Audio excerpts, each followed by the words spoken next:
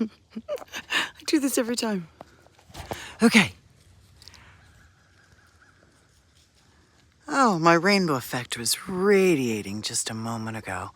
It was like a big, huge rainbow across the whole top of the sky. It'll come back. It'll come back. It's just that right angle of this thing going by the sun. That is like, think of a spinning diamond. What a spinning diamond would do to our sky. It would reflect and refract light in a rainbow manner. It would scatter it everywhere, okay? So this rainbow light that we see right here is everywhere. It's on us, it's on our skin, it's in our food, it's in our water. This rainbow light is not just in that cloud, it's everywhere. It's just the cloud is being the veil to show it. Near our sun is a spinning, let's just say tesseract, a spinning geometric shape made of crystal or a jewel. And when it gets close to the sun, it scatters a rainbow light all over the place.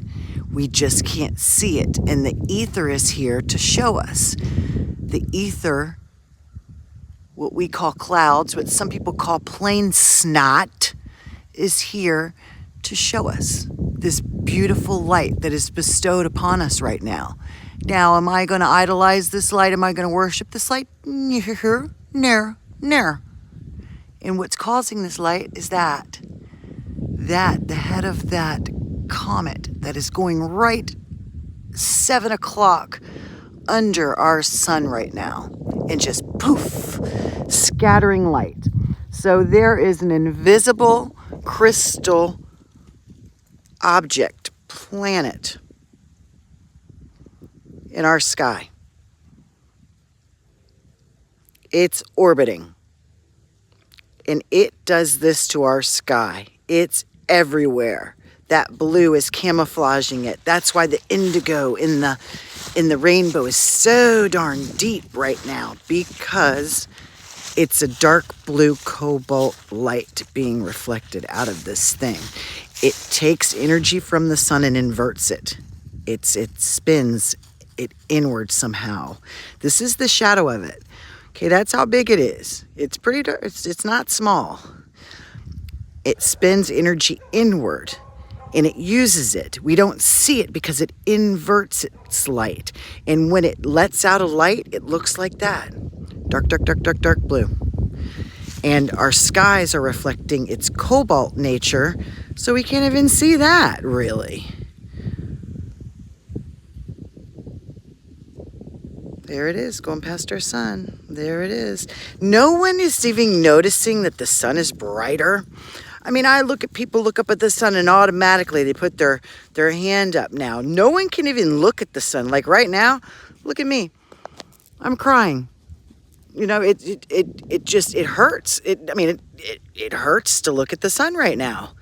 It's that bright. It's that bright. And no one asking why. Oh, because our sun is more powerful. No, because it's reflecting off this invisible crystal planet, and it's got crystal moons, planet system, invisible planet system. I've been talking about it for 2 years now. 2 years.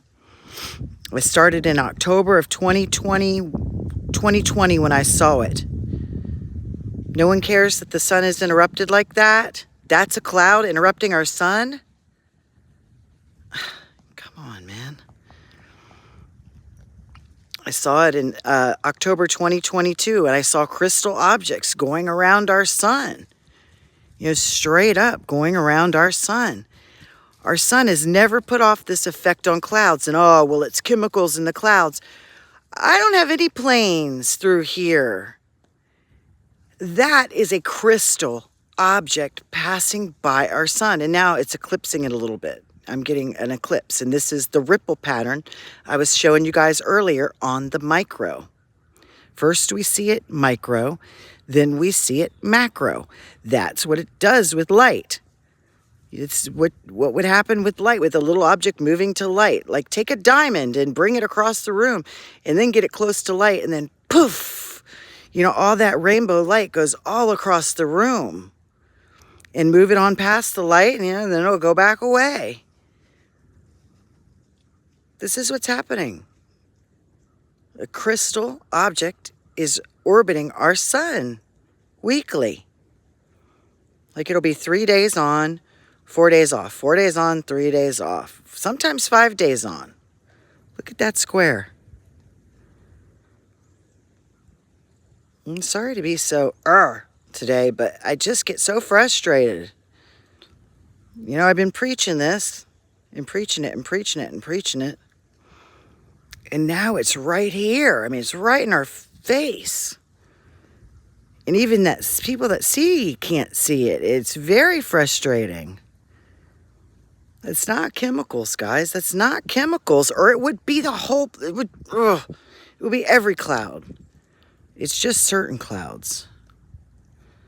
Look at that. It's gorgeous. That is the light that reflects off of this thing. I mean, it's just gorgeous. And it's on me right now.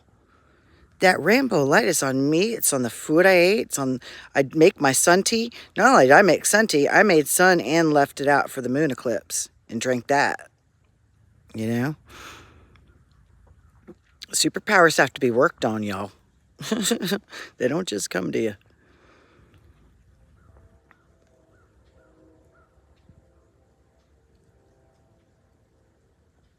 Okay, that could be it. And this rainbow could be a weakening of the Earth's magnetosphere. That does put off a rainbow pattern. That's a very good argument. If you want to call it an argument, it's a very good other theory. But what is weakening our magnetosphere? Could it be the same thing? Could it be a double impact of when this thing it is weakening our magnetosphere? It could be both. It could be either. It could be neither. But that's a really good point. And I heard someone just talking about that the other day, about our magnetosphere weakening, and I thought that would put off a rainbow pattern. That could be, but then we need to ask ourselves, well, what is weakening it? Is it a cycle? Is it cyclical? It's hard for us to tell, so we haven't really had measuring devices for all that long. Or is it environmental? Is it something introduced into our environment doing that?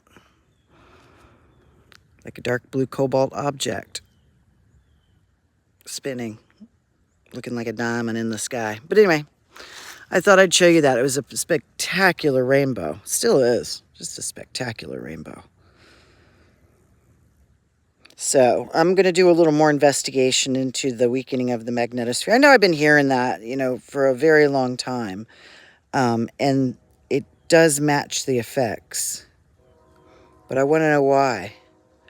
Okay, Carlos, what'd you say? Hold on. Let me see. I gotta point it down. I can't see anything on here. Hold on. All messages are visible.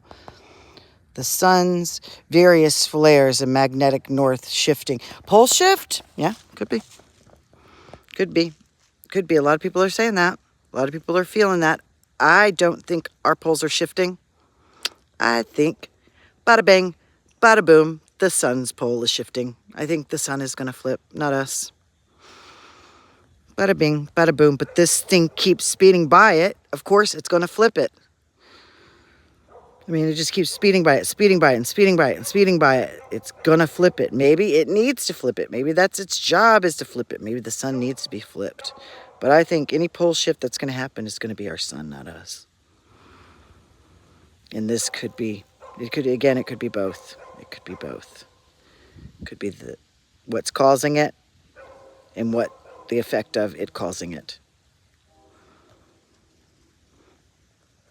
But now, I've been wanting to say that a long time. I do believe the pole shift will be within our sun, not us. I think our sun's pole will shift, not us. As the crow flies. Or is it a raven?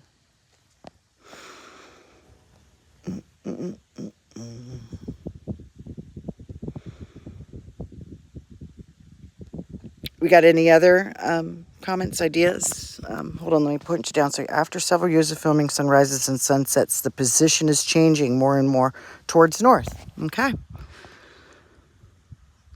That's somebody who knows. That's somebody who knows our position is changing. Could the sun be changing? Could its position be changing?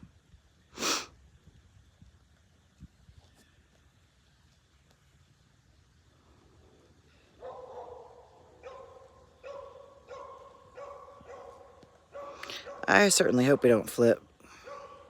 I just watched Oblivion. I never watch movies. I watched on my phone last night, Oblivion. That was wild. I don't know if you've ever seen Oblivion. I'm not a Tom Cruise fan at all. But he's actually really good in that movie. He really is. He does good. Oblivion. That's after a pole shift. But it was caused by an AI object. A trapezoid. Trapezoid? Tetrahedron, I think it is what came up. A black one. Yeah, it's a really cool story. If you want to watch the movie and don't want me to give it away, tune out now. But it's this drone tech worker, and it shows him, and he's a tech worker. He's working on these drones that protect these big machines that suck the seawater from our planet and takes it up to Titan, Saturn's moon, so Earth's inhabitants could live there, because they had an invasion. It blew up the moon, which caused a pole shift, which caused all kinds of destruction. And so that's what this drone thought. But it turns out that Earth was just fine, that it was an invasion, and they were taking our atmosphere, our seawater, and taking it to their planet, that there was no one on Titan, and that this little tech worker was actually a drone of an astronaut. So he was keeping up their hardware to keep our planet in a literal prison, and he was battling these Siths, and the Siths were actually the surviving humans, he comes to find out. So of course you can kind of tell how that could have a happy ending. But he kept having memories of his life in New York City with his wife, and these memories kept popping through, even though his memories were wiped. He was a drone. He shouldn't have had memories. It was an amazing story, but Earth was just fine. It was totally habitable. It was totally habitable. They were just stealing our resources to sustain their planet and killing off any humans that were left. And they had clones, not drones, clones of the astronaut keeping up their hardware. It was pretty cool. It's a good movie.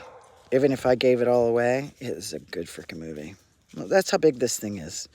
That's it going under our sun now. It's coming back, the orbit. Or maybe this is another one. One of the 7. But that's the shadow it leaves off. I haven't listened to Suspicious Observer in a very long time. And there's that striped comet. So yeah, this is the comet system. Moving past the sun, according to me. That's the striped one.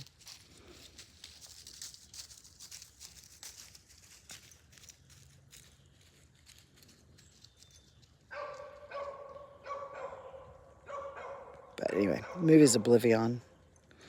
It's worth watching. See the cobalt ball? It's now in the middle of my screen. Angel, I can let you out. I gotta go grocery store.